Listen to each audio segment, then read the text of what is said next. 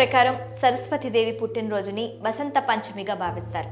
ఈ పండుగ రోజున విద్యాభ్యాసం ప్రారంభిస్తే ఉన్నత విద్యావంతులు అవుతారని చాలా మంది విశ్వసిస్తారు. ఈ ఏడాది ఫిబ్రవరి 14వ తేదీన ఈ వసంత పంచమి వచ్చింది. అందుకే ఈ రోజున తల్లిదండ్రులు తమ పిల్లలతో సరస్వతి ఆలయాల్లో ప్రత్యేకించి పూజలు చేయిస్తారు.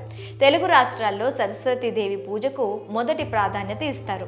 ఉమ్మడి ఆదిలాబాద్ జిల్లాలోను బాసరా ఆలయంలో 3 రోజుల పాటు ఈ ఉత్సవాలను ఘనంగా నిర్వహిస్తారు. అలానే ఉమ్మడి కర్నూలు జిల్లాలోని కొలను భారతి ఆలయంలో అమ్మవారికి ప్రత్యేక పూజలు చేస్తారు.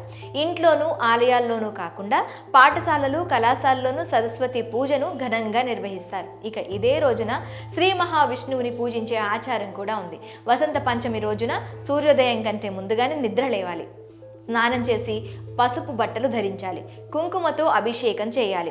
సరస్వతీదేవి అనుగ్రహం కోసం ఏం చేయాలి, పూజా సమయం విశిష్టత గురించి ఇప్పుడు తెలుసుకుందాం. హిందూ పంచాంగం ప్రకారం మాఘమాసంలో ఫిబ్రవరి 13 మధ్యాహ్నం 2:41 వసంత పంచమి పండుగ ప్రారంభమవుతుంది. ఆ తర్వాతి రోజు ఫిబ్రవరి 14వ తేదీ మధ్యాహ్నం 12:09 పండుగ ముగుస్తుంది. అయితే ఉదయం తిథిని మాత్రమే పరిగణలోకి తీసుకుంటాం కాబట్టి వసంత పంచమిని ఫిబ్రవరి 14న జరుపుకుంటున్నారు. ఈ పండుగ రోజున ఉదయం 7:01 నుంచి మధ్యాహ్నం 12:35 మధ్య సరస్వతీదేవిని పూజించాలని పండితులు చెప్తున్నారు.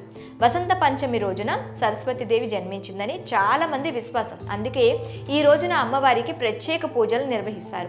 ఇలా చేయడం వల్ల ఆ సరస్వతి తల్లి అనుగ్రహం పొందవచ్చని పండితులు చెప్తారు. వసంతం అంటే అందరికీ అమితమైన ఆనందాన్ని ఇచ్చేది.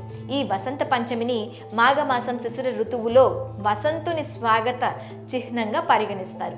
ఋతువులకు రాజైన వసంతుడే మన్మధుడు కాబట్టి అనురాగవల్లి అయిన రతీదేవిని వసంతుడితో కలిపి పంచమి రోజున పూజిస్తారు. ఇదే రోజున విష్ణుమూర్తిని కూడా పూజిస్తారు. ఇలా సరస్వతీదేవిని, విష్ణుమూర్తిని అలాగే వసంతుణ్ణి పూజించడం వల్ల మనుషుల మధ్య ప్రేమాభిమానాలు పెరుగుతాయని చాలా మంది నమ్ముతారు.